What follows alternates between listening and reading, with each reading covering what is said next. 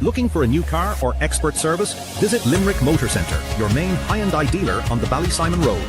A proud family business for over 30 years, we're Ireland's longest-serving Hyundai dealer. With sales, service, parts and finance all under one roof, our dedicated team delivers value, expertise and customer care you can trust. Call 061 417 141 or visit limerickmotorcentre.ie. Limerick Motor Centre, driving with you for over 30 years. The impression again we get out with what you put into it's like a walk of life. If you're good enough, go out and get it, no more about it. But not so much control in the centre of the field from Kilkenny as Richie Bennett sends it high and over the bar. Your mother sends you down to the shop for a pound's worth of goods and she gives you 50 pence. You can't get the pound's worth of goods, can you? Just about kept in. Oh, well tried, Shawnee Patrick. To do that to Tomas O'Shea, he deserves to score from here. One of the highlights of the Sunday game. Limerick went out there from the word go today. No more about it. They made all the running, that was it. Put the ball over the bar and the back of it and that's it. No ifs, no buts. Is there much time left? We have a couple of injuries. Here comes Currid. Curry leaving the jaws of the right brigade. 45 metres out. He's a chance to score. He's put it hard. There's no sympathy in this game for anybody. Hello and you're very welcome to episode 357 of Treaty Talk. It's Tom Clancy back in the hot seat once again, and I'm joined by the Weekly Observer and Vale Star newspapers, Matt O'Callaghan. And once again, we are here in association with the Limerick Motor Centre, the main Hyundai dealer in Limerick. Matt O'Callaghan, we have Munster glory, we have a look at 20s, and we've a bit of news about the Limerick senior hurling team as well, among a few other bits and pieces. But I think you wanted to express a vote of sympathy at the start of our podcast this week. Yeah, I would like to express a vote of sympathy to the Kennedy family and to Doon GA Club on the very sad passing of Dennis Kennedy. I knew Dennis quite well over a number of years. An extremely dedicated GA man, extremely proud of Doon. And what a joy it was for him when Doon finally made the breakthrough last year. And, people like Dennis Kennedy, they only come once in a lifetime, right up to the very end, to the last time I met him. He was so engrossed in everything in the Doon club. It gave him such pleasure and such joy. Limerick winning the All-Ireland gave him immense pleasure. But I think that was dwarfed by the pleasure that he got when he saw his own beloved Doon win the county championship. And our sincerest sympathy to his family and to all the Doon club in which he was an integral part. May he rest in peace. Yeah, I don't think I knew him maybe quite as well as you did, but I did see a photo earlier this summer or this autumn when Doon won the minor championship, that him with the cup. He was the captain in 1965, I believe. So that'll tell you the length of his journey with the club, Yeah, to Dennis Kennedy, it didn't matter whether it was senior down to under 10. If you wore the red jersey of Doon, that was good enough for him. He had a profound interest in all levels of the club. Okay, may Dennis rest in peace, and extended sympathies from all of us here at Treaty Talk to those connected, and especially those obviously in Doon GA. Matt, I did mention Munster title there. A club that had won in hurling, I believe, and now has won in camogie is Patrick Swell. Worthy winners of the Munster Junior Championship on away soil. We went to Clare again.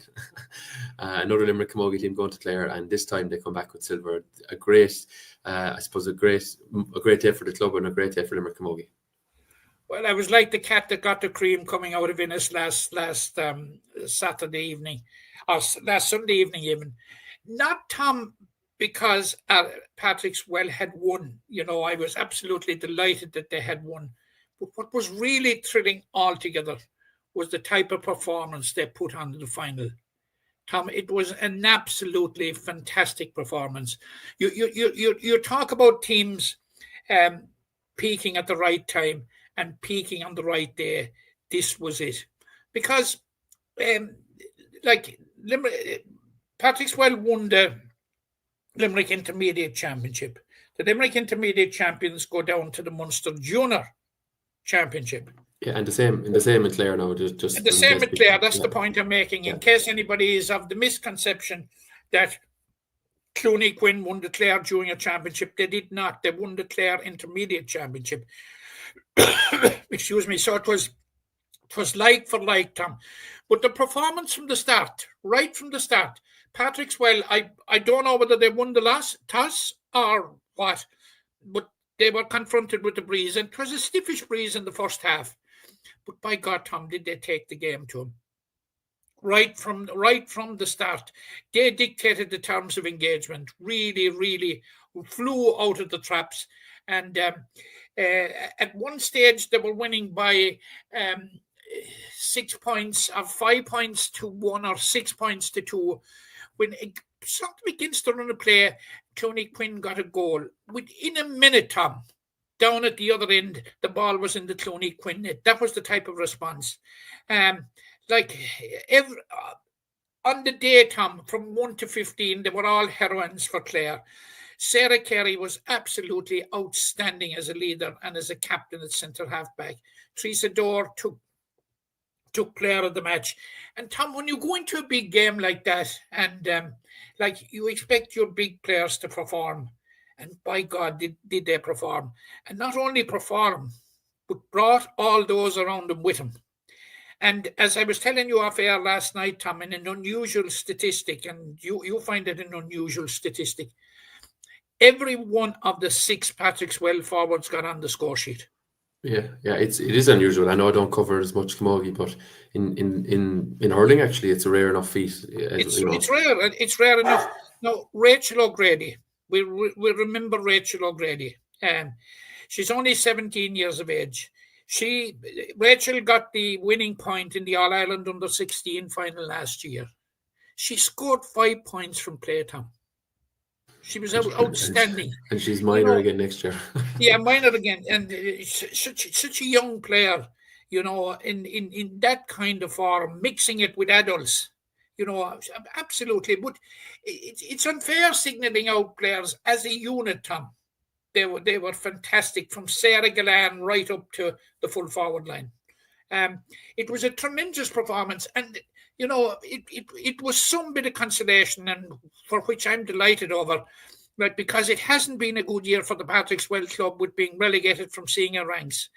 Now they're on the threshold. They have a Munster title in the bag, Munster Club's title in the bag. And I'll tell you, to be a brave man, Tom, that would bet against them going all the way.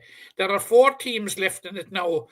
Patrick's Well are playing this Saturday in Abbottstown. It's a very, very quick turnaround at 3 o'clock. They're playing Bredini, Ogra, Glenravel. Have you got all that, Tom? I have of the wonderful county that is Antrim. Yes, they're the Antrim champions. And then they beat the Down champions in the Ulster semi-final. They beat Dungiven of Derry in the final. And last week they beat Fulham Gales, the British representatives, 2-9 to 2-6. And on the other side of the draw, they're saying Dominics from Roscommon and Dunboyne from Meath. But look, it's one game at a time, and like John Toohey and his management team, they've done a marvelous job in bringing together this team, this unit, and but Tom, I just was stunned with the type of performance. Some of the camogie that I saw last Sunday from Patrick's Well was off the charts, absolutely top drawer stuff, and the statistics bear it out. They only conceded 2 points in the second half. Like, every one of their forwards got on the score sheet. Like, it's like a dream. It's like a dream. And you'd like a Sarah Carey and Teresa Dorr. Oh my God, Tom. Yeah, I was when I saw you published the score, and as you do with all the results, I said that sort of looks like a typo. I said that probably should be 215 to 115. Yes. It was 1-5. I expected it a tighter game. I spoke to a couple of connections in Clare, and I suppose they were fancying their chances. A bit like when Newcastle West went down there, they probably thought we're the superior county in Camogie presently, and not a bit of it, But Tom, I was reflecting coming home how near we were to a senior and junior double. Yeah, well, certainly even into 2 finals would have been outstanding, at the or Newcastle West were that close, yeah. Yeah, like Patrick Swell led 1-6 they led 1-6 to 1-3 at half time, and Sophie Carey got a goal straight after, 2 minutes after half time. So like it was a 6-point game, but like you would expect the response at that stage from Cloney Quinn, but they weren't allowed, Tom. They weren't allowed. Patrick Swell added the next 6 points. And the next was 2-12 to 1-3 and became 2-13 to 1-3. Like, look, it was as near as possible to a perfect performance. And congratulations to the girls. Very best of luck on Saturday in Abbottstown. And, just with the trip to Abbottstown, the Antrim side have actually won this competition, Matt. I was looking it up. They won it in 2023, I believe, against Wicklow opposition. So they're obviously experienced. I think in Camogie you have to win a grade twice to kind of go out of it, I think is kind of the rule. I was wondering about that. Clown Morris is the other example in Kerry. They ended up in senior this year, having won I think two intermediate titles. So I'm not sure how they got on in last year, or if Bridini Olga were even representing Antrim last year, but certainly in 2023 they annexed this title. So they did. Obviously a good bit of experience, but you know what? As you said, Patrick Swell got the performance they would have dreamed of, and that should have them in really good confidence heading to Abbottstown. But talking to the connections and talking to the players after, Tom, and the quick turnaround, you'd expect this burst of euphoria, and there was euphoria there, but Tom, they were grounded that it was only a step on the way. They have their sights set, and like they've put in a very, very hard year of training and coaching, and Tom, they don't want to let it go easy. And it was a great day for Limerick Camogie, absolutely a great day, fantastic day for Patrick Swell. You must remember that Patrick Swell, Tom, are only 2 years up at intermediate level, and they'll be playing senior next year. And from what I saw and from the configuration of the team, Tom, there'll be nobody's pushover in senior Camogie. Yeah, finally on the Patrick Swell story, it just links back to 1990 when they won the men's senior Munster title, which was the only other Munster title I believe the club has won. That was actually against Ennis. I'm not sure where it was played, but more than likely in Thurles or somewhere like that. But they beat Aero Ennis 8 points to 6 in this Munster senior hurling club final. There's a couple of links there. I know some of the Careys. I don't think Kieran was actually playing, but Nigel Carey was involved. Sophie would be his daughter. Yeah. So he lined out, I think, at full forward that day. And you look through the names there: Anthony Carmody, Leonard Enright, Paul Foley, Dave Punch, Pat Carey, Pat Foley. Joe Murphy in goals, and many more besides. And Paul O'Grady. Paul O'Grady was actually the sub. Carby, the fullback, is Gary's niece. Oh, that's correct. Yeah. And Paul O'Grady actually came on for Patrick Swell that day. So a nice little link that it was not quite against Ennis, but a link to Ennis, and and obviously family connections. 35 years or so on. So fantastic for them, and you know what, they're 2 more days away from ultimate glory, so they are, and it's a huge fillip for Limerick Camogie at a time when the code in the county is going through a bit of transition. We have a new senior manager new senior management team, and what a boost to get, and certainly David will be looking at a couple of these players, that we haven't seen at county level, at senior level yet anyway, but he certainly will be looking at a number of the Patrick Swell players. Yeah, we actually hadn't touched on that last week, that David Eady was approved as the new Limerick senior Camogie manager. Obviously a man with experience, 7 taking charge of UL teams, and obviously we'd have known him more from his role as the Limerick junior manager before that. Yes, and Tom, he did a fantastic job as Limerick junior manager, and that should not slip under the radar, because he took him from practically being non-existent into being or from being at a very, very low ebb to being quite a formidable outfit in 2 years. He did an excellent job, and you see, and this is it. You see, we'd no junior this year in Limerick because the powers that be, in their wisdom, decided otherwise. And we won't go into that now because it's just annoying. But there'll be some of those players I think that David will probably look at, because with new management comes transition in playing personnel and what have you. So I'm certainly looking forward to the DD era, for the want of a better word. And like, we pay tribute to Joe Quaid, Tom.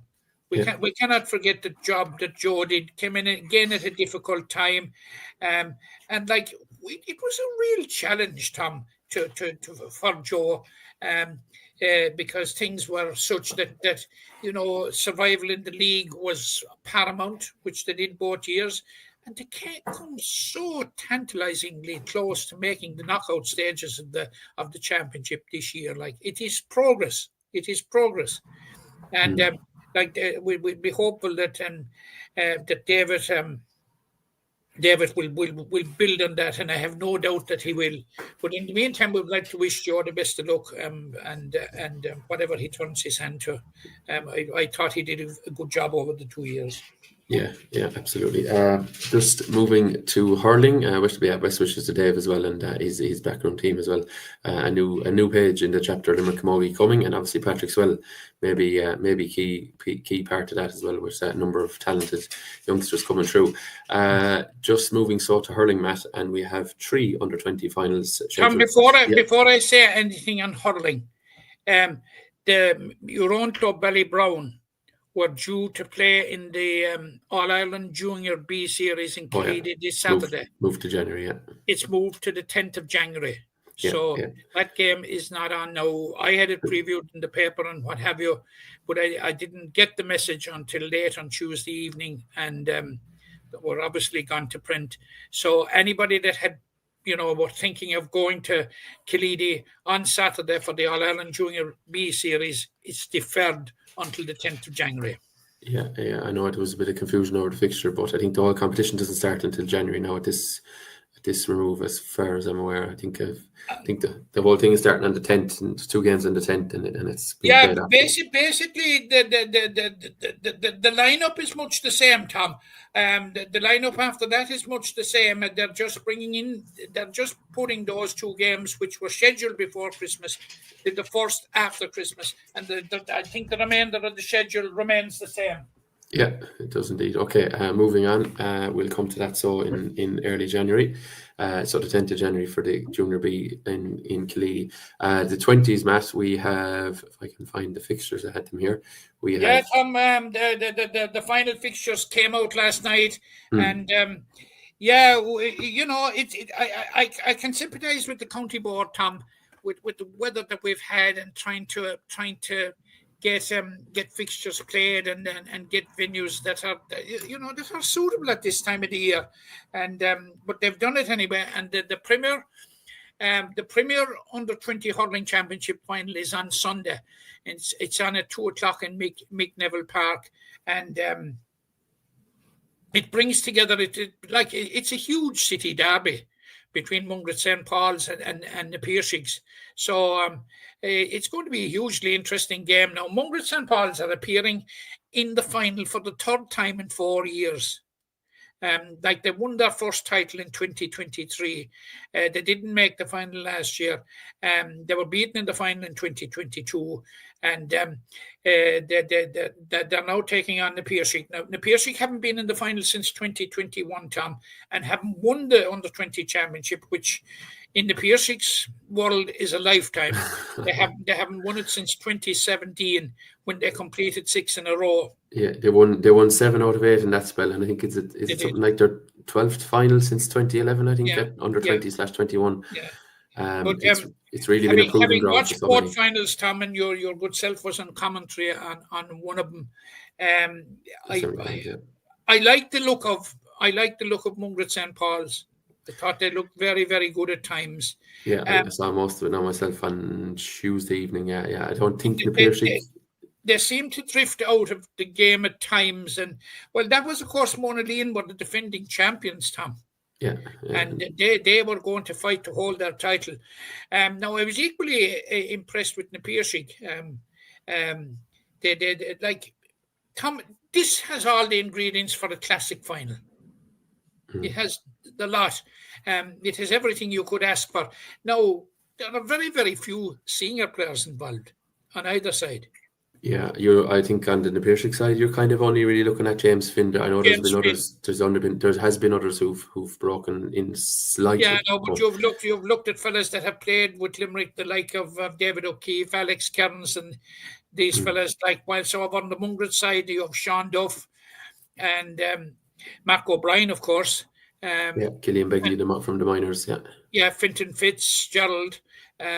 So look, they're both stellar casts, and like, you know, the future of Limerick hurling is on their shoulders now, you know, and I think it will be a very, very interesting game. Very, very hard to call, Tom. If you force me on it, I'd edge towards Mungret St. Paul's. Yeah, probably just looked that bit better all around, but never just looked that more rounded team. But Napiershig in a final, Tom. Hard beat, yeah. And I know, they'll all know each other from school, and there'll be no secrets in terms of who's who and all that.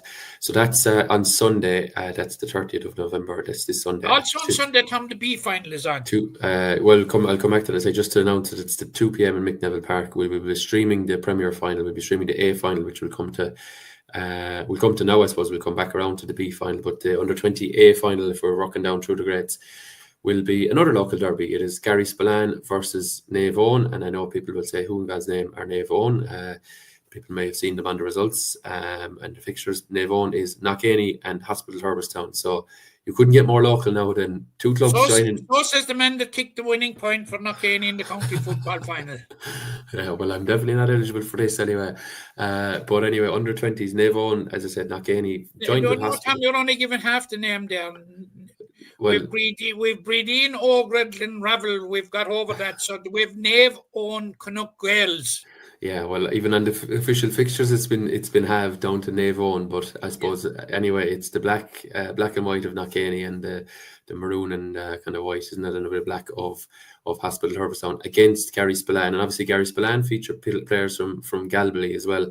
So, like, it's that whole part. Gary Spillane featured players from their catchment, their hurling catchment area. Oh, I know that, yeah, but what I mean is there will be individuals from Galway playing too. What I mean to mention the towns and villages involved, like, you know, so you're looking you're looking at Galway, Knocklong, Gary Spillane itself, a bit of Elton, I'd say, Hospital, Herberstown, Knockany, and up as far nearly as Lochcurr for some individuals. You've half South Limerick involved nearly. Yeah, and obviously I would think nearly all these players, not exactly all of them, but the vast majority will be going to school or have gone to school, as the case may be, in a Hospital John the Baptist school. So again, a bit like the city teams, these lads will know each other inside out, upside down, and every which way. So it augurs for a fantastic game between these clubs. It does, and it you know, I hate singling out people and saying this, but we did mention it before in the context of other games. This game could very well hinge on how Canuck Naomh Eoin, Canuck Gales cope with Hugh Flanagan. Yeah. A member of the Limerick senior panel, Hugh is eligible, and I think he got 2 goals and 10 points in the semi-final. We've seen him blazing a scoring trail all this year. He's in top form, and it might very well come down to how they cope with him. And but that's not to say that there aren't big names on the Hospital Herberstown, Knockany side. And, you know, both of those clubs you know, would benefit considerably were they to pick this up, were they to pick up a win in this one. But I think, Tom, it's going to be difficult. I think Gary Spillane, from what I've heard now, I haven't seen either of the sides, are a very, very useful outfit. And like Gary Spillane, it'll be crowning glory for Garrisbillan, Tom, because they've already won the Premier Intermediate Hurling. And what it tells me is that the conveyor belt in the bouncers is very, very much alive and well.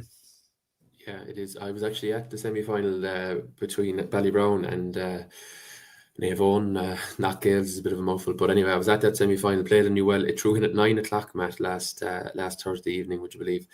And it took a very, very, very, very, very, very late goal from Diarmuid Hurley to settle the piece. He arrived on a point down, could have taken his point, and went through and finished a great goal with the last puck of the game. James Coughlin thought he'd won it for Ballybrown, but Diarmuid Hurley popped up with the winner at about 20 minutes past 10 last Thursday evening.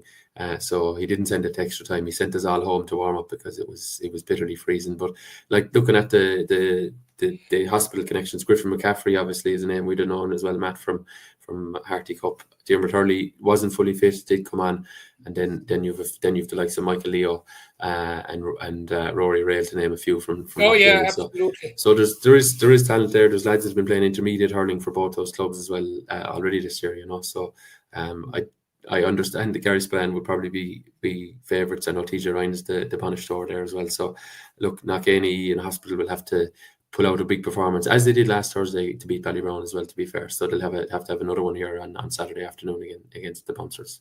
Yes.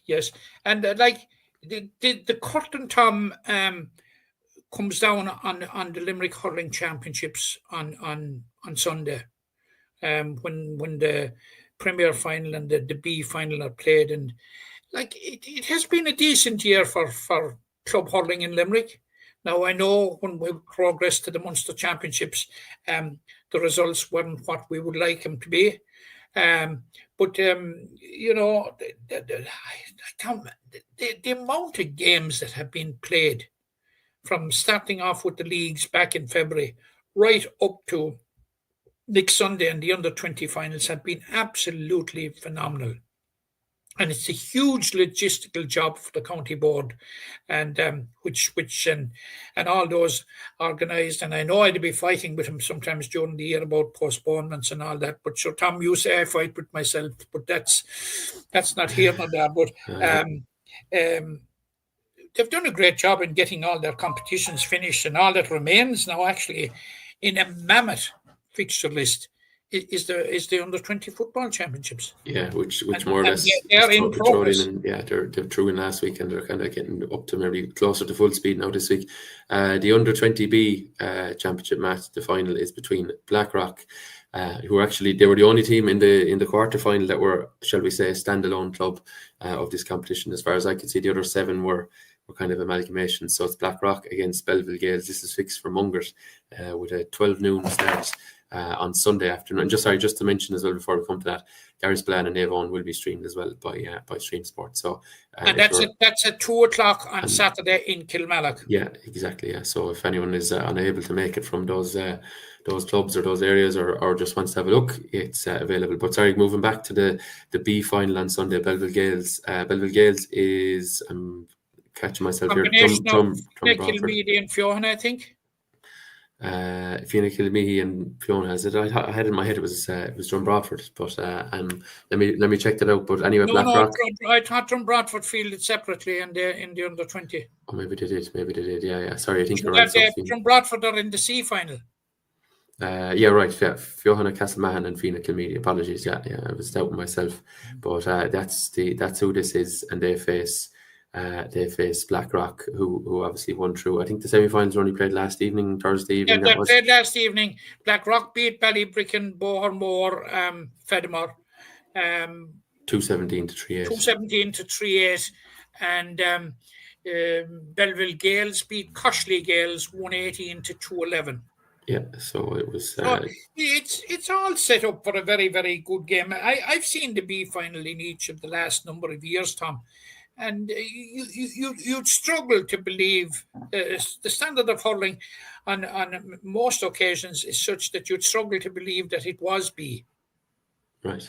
Of course, it's hugely competitive, and Blackrock had a difficult year insofar as that they made a late burst and looked as if they had hit form at the right time in the Premier Intermediate Championship, and did the impossible, qualified for the knockouts with 6 points. They actually gate crashed into the top 4, but came up very short against Stephen, and they will be looking for a consolation prize in the under 20B championship. It'll be the same with Fianna Kilmeady and Fiona Castleman.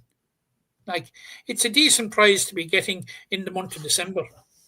Yeah, it sure is. Yeah, and there's like 4 groups in this competition to start out. So I think it was 15 teams. It was 3 groups of 4 and 1 group of 3. So it's it's quite a I suppose a wide competition to have won, and obviously they've even had quarterfinals. They had quarterfinals, yeah. So they had to win 2 knockout games to get here, So it wasn't just you walked into the final, like. No, none of that at all. Yeah, so that has a noon start in Mungert as we speak. You never know now with the weather; that could be changed. But Mungert 12 p.m. is what the current information we have regarding that fixture. So best wishes to, I was going to say all 6 clubs. There's more than 6 clubs involved, but all 6 teams, shall we say, and their management over the weekend. And a reminder that the Premier and A finals will be streamed by our good selves over the weekend. So do stay tuned for those ones. Matt, we have... Just another little bit of hurling, Tom. This is from Limerick Hurling Masters. Oh, yes. Yeah, they're playing a very important game this Saturday in June, when they will be taking on the June under 21 hurling team. The throw-in is at 2:45 in June, and all the proceeds go to Milford Care Centre. So it's a very good cause, and anybody that that's around on Saturday evening and would like to see a bit of entertainment, and a few novelty guests are expected to turn up. I have an idea that Bob Carroll turned up as a guest in one of these games in the past. So it promises to be a good evening out there in June, and it's for such a worthy cause, Milford Care Centre. And just on that, Tom, Mike Flynn is the manager of the Limerick Masters team, and he and Willie Banks were in charge of the Clane team that won the Kildare Senior Hurling Championship this year, and they have now progressed to the Leinster Junior Clubs final. So we wish Mike and Willie the best of luck with Clane in the Leinster final. I think it's the first time a Kildare club has reached that final. So the best of luck and congratulations to Mike and Willie, and the best of luck to them on the final. Yeah, absolutely. Yeah, so best wishes there, and indeed for that event in June at the weekend. I know they had hoped to play it. I think they wanted to play Ballybrown, I think the Junior B champions, but I think with availability of pitches, it was unfortunately shelved. But nevertheless, they've come up with a creative way of raising a few funds. Staying on hurling, Matt, the big news is that Caroline Currid, I think, has been confirmed, or she has been confirmed as returning to the Limerick folds. I suppose people think she's the lady with the Midas touch. You'd hear players speaking very, very complimentary of her psychology and everything that goes with it. So, given the praise that's been heaped on her by the players down the years, and indeed the management, it's probably no harm that a lady like Caroline Currid has come back into the building for Limerick hurlers. Yeah, Tom, why the expectation is so high, and justifiably so. She was on board in 2018, and from 2020 to 2023, we won 5 All-Ireland. She was absent in 2019, 2023, and 2024, and we didn't. The stats bear it out. Yes, I know.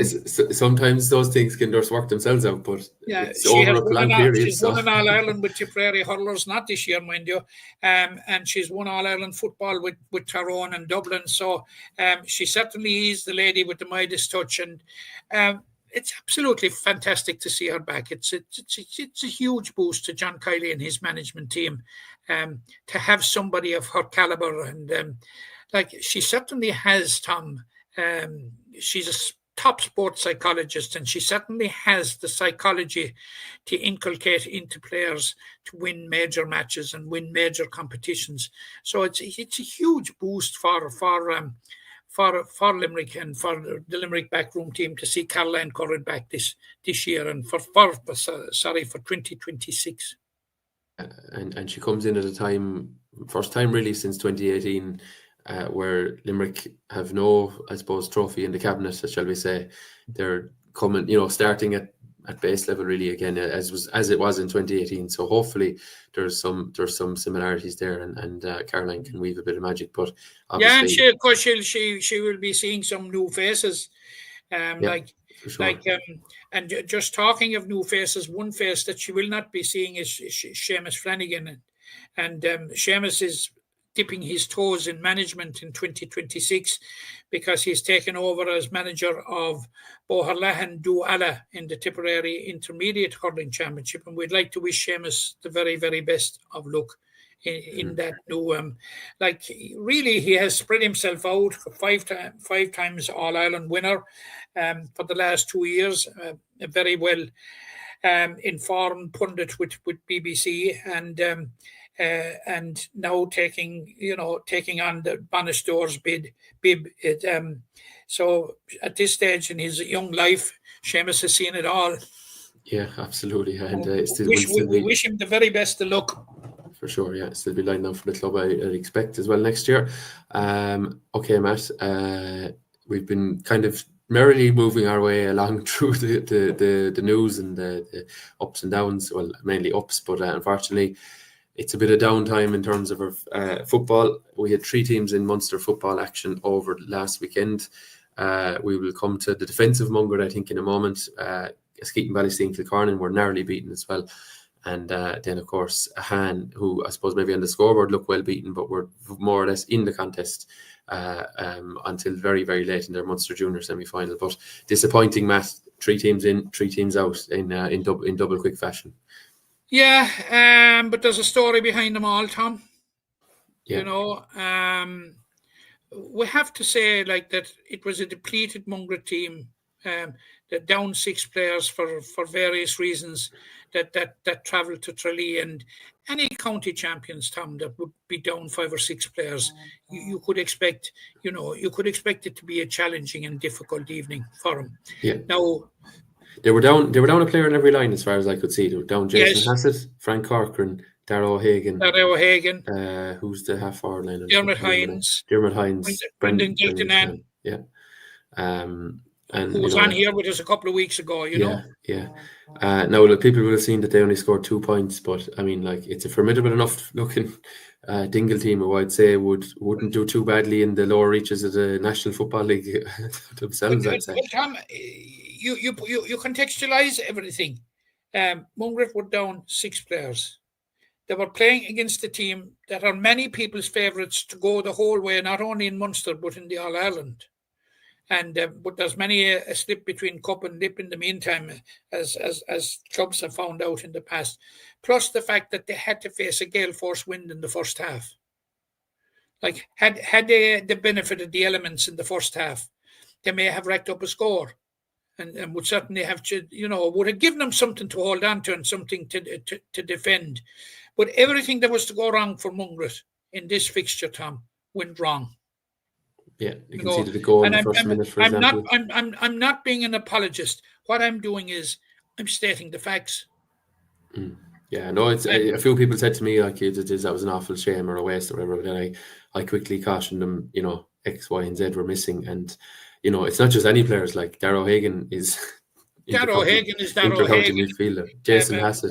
One going to be a powerhouse midfielder is rapidly evolving into a top inter-county player, and he's one of the fulcrums of the side.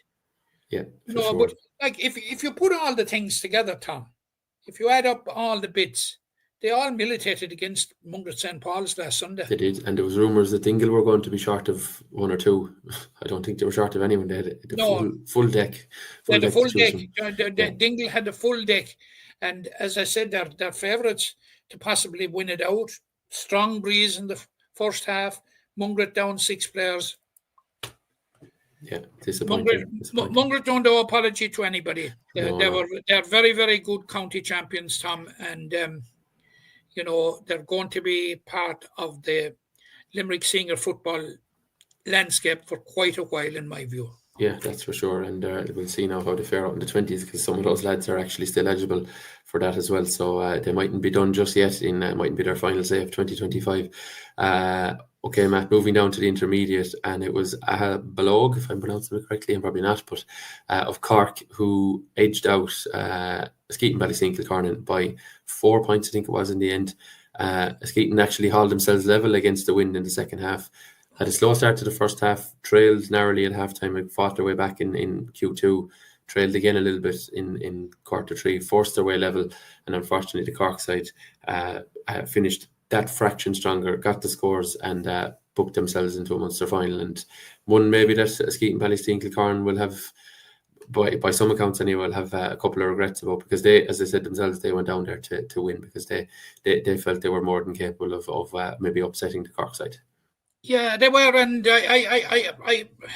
I've seen them a couple of times this year, Tom, as I've said, and they're a very, very competent unit, and that was borne out in the county final, Tom, when the manner in which they won the county final.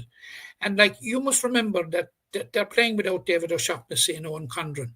Like, if another club suffered the loss of two players of that caliber, the way they recovered from it is so laudable. And they really put it up to Aberlogue, and because Aberlogue came in as unbackable favourites into that game, having had home advantage, and you just wonder, had ABK got home advantage, we could be talking a different narrative altogether. But they went down into the Lions Den in Park Super Value Park Cave. Thank you, Super Value. Yeah. Before I stand corrected, other supermarkets are available, but anyway. But yeah, they gave a huge account of themselves, and they were a credit to themselves, and they were a credit to Limerick football, and fair play to them. Yeah, I know it's disappointing, and we'd seen obviously Mungers in recent years get to that intermediate final, and maybe there was outside chance, or there was reasonable chances that they could do it here, but they're probably well set now heading back to senior football, Matt. Probably a lot better set than they were when they went down. They've regrouped, they've found a winning formula, and there's probably no reason why they won't be, I suppose, comfortable enough in staying in the grade next year, assuming injuries stay away and those that have them clear up as well. They have a full. Tom, I saw him last year, the year that they went down, and I've seen him again a couple of times this year. And by God, ABK have learned an awful lot, Tom. They are a totally different team that will return to senior ranks in 2026, and they shouldn't have any fears heading into the championship next year. Yeah. So, they've learned their lesson. They've hit their low spot, and I think it'll be onwards and upwards for them from now on. Yeah. Okay, fair enough. Let's see how they fare out at senior next year. Heading to junior ranks, Matt. Buttevant, as we know, were a long time waiting for their county title. They now are into a Munster final at the expense of a Han. And maybe but for a missed penalty, this could have been very, very different. I know the margin swelled out in the end. Was it 6 or 7? It was 2-15 to 11 points in the finish. I was at the game. It was just up the road from me here. Yes, it was 10 in the finish, but that doesn't tell the story, Matt, does it? Yeah. They nearly brought it to me altogether. Instead of I going to it, they nearly brought it. But the 10-point margin is harsh. There was a crucial moment late in the game when I think a Han were trailing by 5 points, and they got a penalty, and the penalty was decently taken, but it just skimmed outside the post, and had it gone in, it would be down to a 2-point game with the momentum with a Han. Like, I thought a Han gave an incredible performance, and they were reduced to 14 players with 10 minutes to go. But I thought they put up a fantastic show, and you must remember that Buttevant's second goal came in injury time. So there are a lot of factors. I think Buttevant got 1-2 actually in injury time. So, like, there are a lot of factors there, but I thought it was a very, very encouraging performance by a Han. I thought they were some very good performance. Limo, Glenn, Donald Dawson, huge players for the future. And they were without Jack Butler, who was part of the Tarleton Cup squad, and they were without Sean Cronin. And of course, would Gary Brennan be playing, but for injury? you could have had a different result. But what it told me, Tom, what the game told me was how far a hand have come in football. Yes, for sure. They were. I actually remember, I don't know what the year was, but I remember playing against them in the junior A, and there seemed to be a kind of an apathy towards the sport. You know, they were there, they were lined out, but there didn't seem to be a huge interest in competing. And for some reason, in the last few years, I mean, I know Gary Brennan deflected this. He obviously has been a key point of that, and there has to be more than him.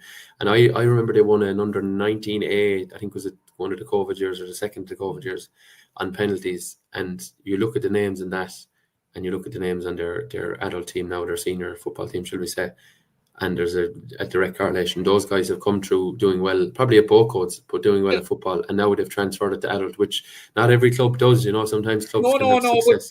But Tom, you have to have a system in place to successfully do that, and that's the message I'm getting from that. Like they won the Limerick under 19A football championship as well this year, as well as the Premier Junior A championship. So all the omens are good, you know, and all the pointers are in the right direction. Yeah, there's no reason. I don't think they'll hold any fears in intermediate. They probably will feel they need to improve again, but you know what? We haven't seen an awful lot from some of the teams in the intermediate to say that they'll be able to dismiss a hand, and more often the team that has come into the intermediate grade, they've done quite well at it, you know, in the last few years. Well, Tom, what I would say to you is intermediate teams will you know, they will ignore the threat of a hand at their paddle.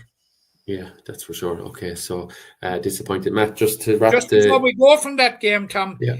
As you know, there were two Limerick men very much involved with Buttevant, like Joey Hanlon, who's a native of fine Shanagolden, was the manager, and the coach was Ian Ryan. Ian Ryan, also St. Senans, who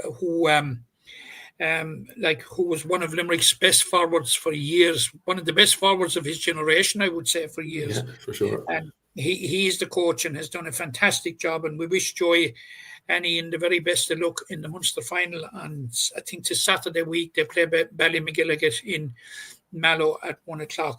But since then, we have learned that Ian Ryan is now on board with Jimmy Lee's senior football management team.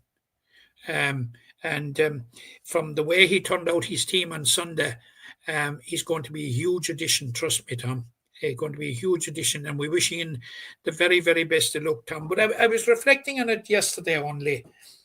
That group of players that Ian Ryan was involved with are really, really to the fore in reviving the fortunes of Limerick footballer, because now, Ian Ryan is with Buttevant, but he's going to be with Limerick. You've Pa Ranahan with Limerick and Mungret St. Paul's. You've Stephen Lavin with Kildimo Palace Kenry. And you had Andrew Lane, who did a great job with Comogue Rovers, winning a first ever adult championship. So, this is a classical example of former players getting down, giving something back. And the lads are to be credited for it. Absolutely. Yeah, they are. Yeah, let's see where their coaching careers go after quite good playing careers in all cases there. But yeah, let's see how Ian Ryan gets on. All four, Tom, are hugely, hugely passionate, not only about football, but particularly about Limerick football. And that is their driving.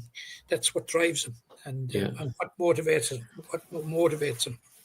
For sure. Okay, Matt, is that all we have this week? I know it's been a shorter week, but no less interesting anyway from the topics we've had to discuss. But I think that's all we have for this week, and we should be back next week with news of 20s, news of Patrickswell Camogie again. Hopefully some positive news, and indeed we'll be looking at some 20s football next week.